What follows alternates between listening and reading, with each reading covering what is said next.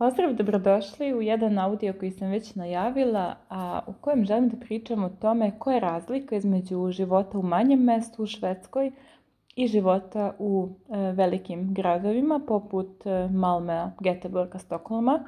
Ja sam lično živjela 6 godina u Malmeu od kako sam došla iz Srbije u Švedsku i radila sam na više mesta i videla različite delove sistema kako funkcionišu u trećem najvećem gradu u Švedskoj i onda sam se nakon 6 godina zajedno sa svojom porodicom preselila u jedno manje mesto nadomak Malmea na 30 km od Malmea, gde je život potpuno drugačiji od onog što sam živela i viđala proteklih 6 godina. Tako da želim da dam obe perspektive kako bi nekom pomogla ko se ili tek sada seli u Švedsku da donese odluku gde i kako želi da živi, ili neko ko prosto živi u jednom većem gradu, ima potrebu za nekim drugim vrednostima, nekim drugim stvarima koje su mu bitne, da stekne i taj neki uvid i sliku o tome. Krenut ću najpre od toga da su cene najpre života. Ono što, ajde generalno ako pričamo, zašto se ljudi najviše drže velikih gradova? Pa zbog poslovnih mogućnosti. I to ne možemo da opovrgnemo da je u Malmeu, Göteborgu i Stokholmu nekako najviše šanse za zapošljavanje. Međutim, također treba da imamo i u obziru to da ljudi iz drugih okolnih mesta također rade u tim gradovima. Tako da nije sad samo to da ima više poslovnih prilika, nekako je na taj broj poslovnih prilika više je i ljudi i više je konkurencije. Međutim, hajde da se držimo toga da je više branši, više poslovnih prilika, nekako je posao u većim gradovima. Sad, ono što je drugi veliki faktor jeste stan, odnosno gde ćemo živeti. Stanovi, kuće, kako god, su dosta skuplji u velikim gradovima nego u nekim manjim mestima, do kojih, kasnije ću doći do toga, imate za jako kratko vreme organizovan prevoz, ukoliko imate auto još brže se dolazi i tako dalje. Ali da, postoje razlike u cenama kuće i stana, ili ako imate svoju nekretninu kupljenu, također naravno ukoliko želite da kupite kuću u velikom gradu, nije isto kao kada kupite kuću u nekom manjem mestu, dakle radi se o milionima kruna razlike. Sad, ono što, ako uzmemo ta dva ključna faktora, poslovne mogućnosti i prevoz, odnosno poslovne mogućnosti i mesto stanovanja, to su dva neka faktora od kojih ljudi kreću kada dođu u Švedsku. Obično pričala sam to u jednom od prethodnih audija, da kako da znate gde uopšte da se preselite. Pa prva opcija vam je da bukvalno nađete posao i da tu gde nađete posao nađete stan, a druga opcija, ukoliko već imate nekoga kod koga biste došli, da tu gde nađete taj stan ili smeštaj, da tu u okolini tražite posao. Kada imamo ta dva faktora, zatim gledamo prevoz. Dakle, ono što se meni jako dopada je da je Švedska fenomenalno povezana linijom gradskog prevoza. Dakle, pričamo o gradskim i prigradskim autobusima, vozovima. Ovde u južnoj regiji nema tramvaja, znam da severnije ima. Cela poenta mi je ta da je mreža gradskog saobraćaja fenomenalna i da je tako napravljena da ljudi koji rade jako rano stignu na svoj posao. Tako da o tome ne morate da razmišljate, gotovo da je svaki deo. Pričam sada za južnu Švedsku jer tu živim i tu znam, ali pretpostavljam da je tako i severnije, da je povezano i da se o tome onako razmišljao na više načina kako da ljudi uopšte stignu do svojih poslova. Ukoliko imate automobil, mreža puteva i autoputeva je fenomenalna i Kao što znate ili ne znate, ovdje se autoput ne plaća, mislim ne plaća se direktno, plaćamo indirektno od naših poreza koji se odbijaju na mesečnom nivou. Ali jako lako se na različite načine može doći do posla. To je moja poenta. Sad neću da ulazim duboko u to da postoji jako puno poslova koji se mogu raditi delom i od kuće, tako da ono što se nama sada desilo i suprugu i meni jeste da živimo na 30 km od Malmea, radimo oboje u Malmeu i putujemo 2 do 3 dana nedeljno na posao, 50% radimo od kuće, 50% na licu mesta i imamo dakle mogućnost i autom otići, imamo mogućnost i javnim prevozom. Šta je prednost po meni manjeg mesta i na šta treba obratiti pažnju kada se selimo negdje? Ono što smo mi kada smo kupovali kuću gledali, najpre meni je bilo jako bitno da je cijela okolina na neki način zaštićena u smislu da nismo pored nekog puta gdje automobili jurcaju, da smo malo onako izolovani i da je okolina bezbedna za dete i za životinju koju imamo. Tako da našli smo bukvalno kuću u jednom delu našeg mesta koje je toliko zatvoreno da bukvalno samo iz jednog pravca može automobilom da se dođe i u okolini se vozi 20 na sat. Ali nije to toliko bitno. Hajde da spomenemo još neke ključne faktore na koje treba obratiti pažnju, koje su vam od velikog značaja za svakodnevne aktivnosti. To su, na primjer, blizina prodavnica.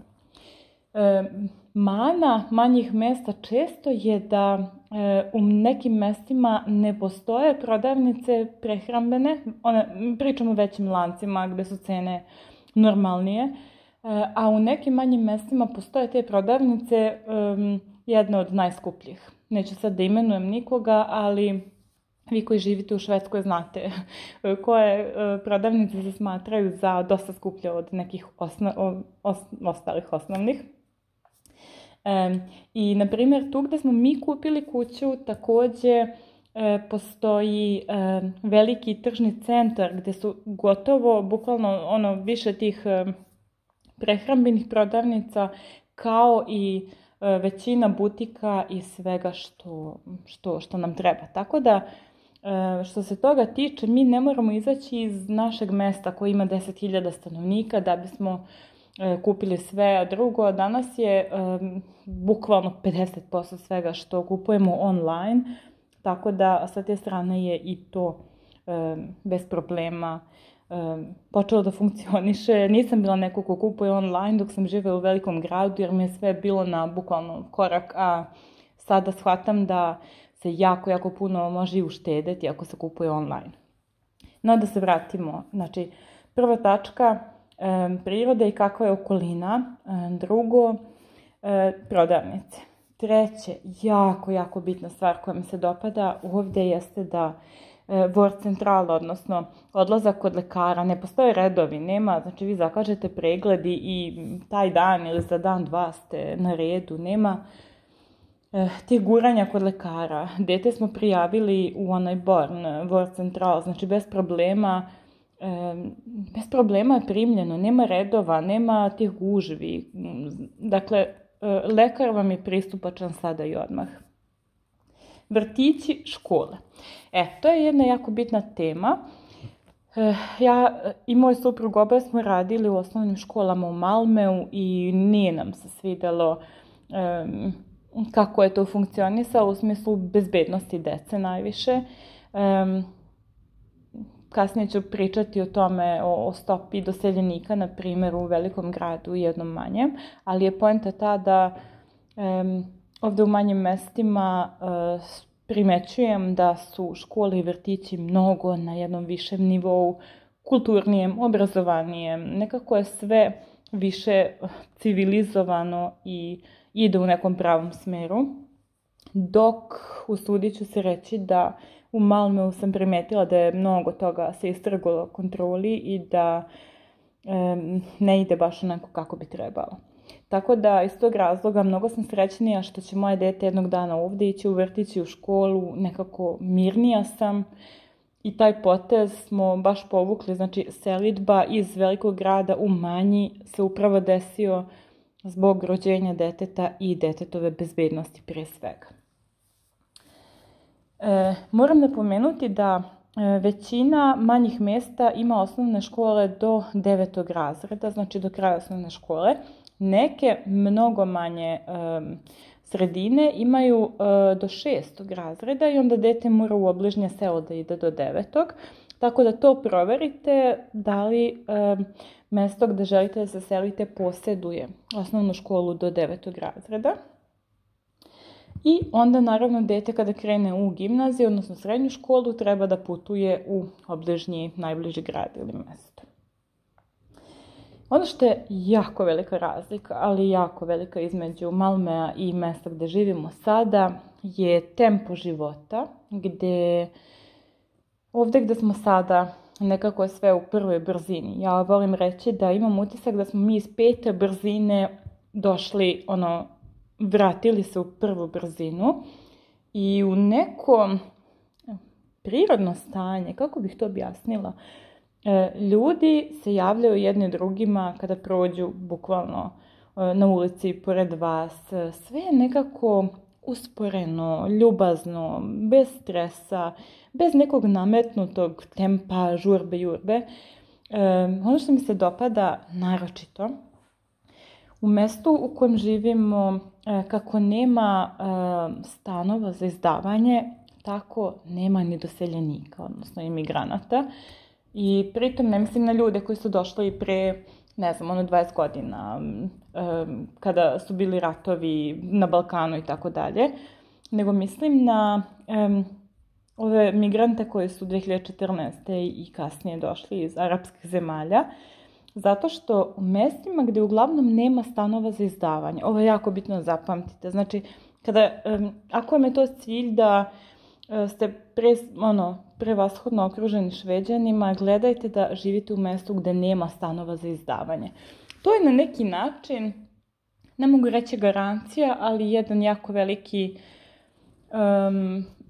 jedna jako velika potvrda toga da neće biti doseljenika, zato što doseljenici najviše žive u stanovima za izdavanje, deo njih u socijalnim stanovima za izdavanje, a deo plaća kiriju sam, ali ono što nije uobičajeno je da oni kupuju kuće koje koštaju po 5, 6, 7 miliona, tako da na primjer, mjesto gdje mi živimo zbog tržnog centra vidimo vikendom da dođu doseljenici, da šopinguju i tako dalje, ali tu gdje živimo apsolutno, bukvalno, mislim da je 95% Šveđana.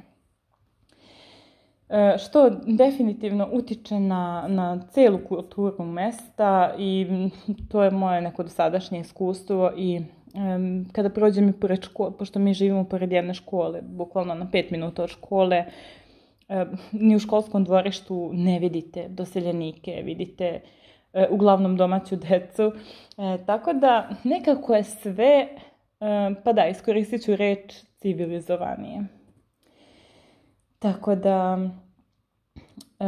naravno, pošto je manje mjesto u pitanju, to verujem da je tako svuda, da u manjem mjestu su i ljudi nekako više upućeni jedni na druge povezani i mi smo se vratili u realnost gdje je komšija pokuca na vrata da pita da li imamo 2 kašike šećera da mu damo, što mislim, mi u Malmeu nismo znali ko nam je prvi komšija, do te mere su ti kontakti iščezli i bukvalno gledate da ne idete liftom sa komšijom. Nekako se ljudi izbjegavaju, to je neko moje mišljenje. A ovdje u manjim mjestima smo svi neposredni i nekako sve malo toplije i da, opet kažem, civilizovanije. Neko je spomenuo u jednom od prethodnih pitanja kada sam postavila Q&A na Instagramu, da pričamo o kriminalu u Švedskoj. I spomenula sam ponovo da mislim da u velikim gradovima naravno ima kriminala i da porastom broja stanovnika i porastom doseljenika je i kriminal veći. I spomenula sam i to da u ovom mestu također smo i to gledali. Vi možete na sajtu policije da izgooglate, slobodno pitajte ChatGPT kako ne biste gubili minute i minute na to da sve googlate. Pitajte ChatGPT koja su najbezbednija mesta u Švedskoj i gdje je bilo najmanje kriminala u posljednjih 20 godina. Nama je to bio jedan od presudnih faktora gdje se selimo i ovdje gdje smo mi sada, kažem, meštani ne pamte da je bilo nekog većeg kriminala u posljednjih 50 godina, ako se ne radi o tome da je nečiji bicikl ukraden ili tako nešto sitno što se svuda dešava. Ali generalno mislim da za bezbednost dece i porodice sa malom decom manja mesta su, što se kaže, zakon. Samo da onako pogledam ove tačke koje sam ispisala, da li sam nešto zaboravila da navedem.